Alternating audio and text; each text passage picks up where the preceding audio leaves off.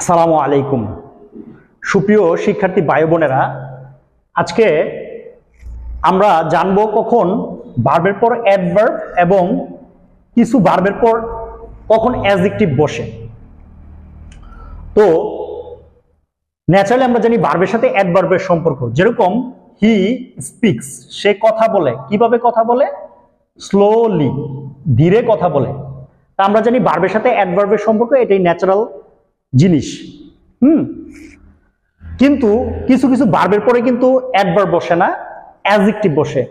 হ্যাঁ, যেরকম একটা উদাহরণ দেখা যাক, হি ইজ, সে কিন্তু স্লোলি না, হি ইজ স্লো। ইজ এর পরে কিন্তু স্লোলি বসে নাই, স্লো বসছে। অথবা আমরা বলি না আমার মোবাইলটা, মাই ফোন, হ্যাঁ, বিকামস স্লো, স্লোলি বলি না।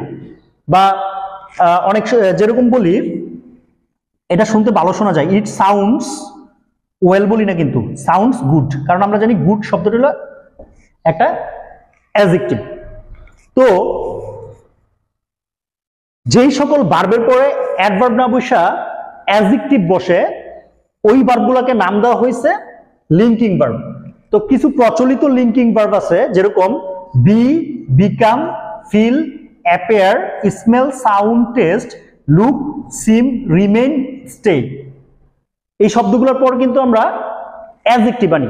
আর স্টে কানেক্টেড, হ্যাঁ, যেরকম স্টে কানেক্টেড, ভার্বের থার্ড ফর্ম ইউজ করলাম। আর আমরা জানি ভার্বের থার্ড ফর্ম অ্যাডজেক্টিভের কাজ করে। তো এই থেকে বুঝতে পারলাম যে যেই সকল ভার্বের ন্যাচারালি ভার্বের পরে অ্যাডভার্বেরই সম্পর্ক, কিন্তু কিছু ভার্ব আছে যেগুলো লিঙ্কিং ভার্ব, যেগুলোর পরে অ্যাডভার্ব বসে না, অ্যাডজেক্টিভ বসে। সবার জন্য শুভকামনা। Thanks for watching.